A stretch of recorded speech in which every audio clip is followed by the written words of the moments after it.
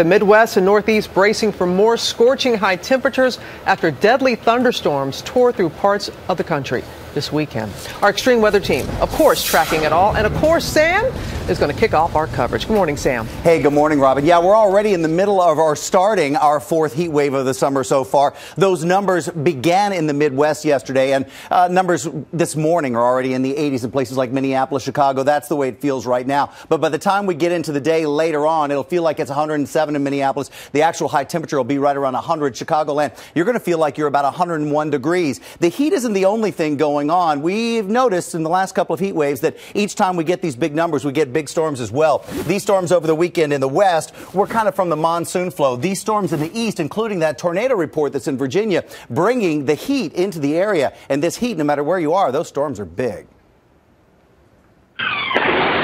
Over the weekend, storms made nationwide headlines with wicked winds and devastating dust clouds. Look at this massive haboob coming our way. And it's actually raining inside the dirt cloud.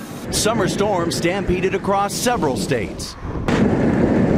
Sunday night, up to 4 inches of rain brought flash flooding into parts of New England, producing these high waters and downed trees in Connecticut. Lightning turned lethal Sunday during a soccer game in Texas. I heard what sounded like a bomb go off, and it hit the top of the tree, and it was just like sparks and fire going all the way down the tree. 2 men watching the match beneath this tree were killed. All of them had burns to their body, indicating that they were struck. In New York, a family camping trip was cut short when lightning punched through the roof of Jennifer and Matthew Moritz's RV. Their 4 children rescued just in time. The whole ceiling was on fire and the entire ground was electrified. The 3 kids that were old enough to understand are very, very upset. And another lightning strike in Washington state left this home smoldering. Homeowner was sitting in the living room and was actually blown across the living room.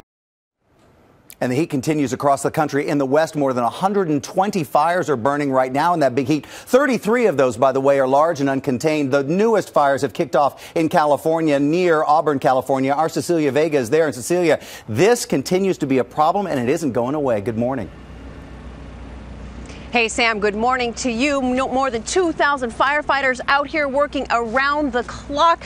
They are now, there is growing concern that this fire, today's weather could kick this fire up even more, and winds that could whip it up into shape. Take a look at this video shot by firefighters on the ground out here. Crews are working feverishly in the air on the ground. Nearly 2,500 acres torched so far. It's the 5th day this wildfire continues to burn. For the residents here, there is fear and anxiousness this morning. So far, this fire is just 30% contained. Robin, all eyes on today's winds and the heat out here.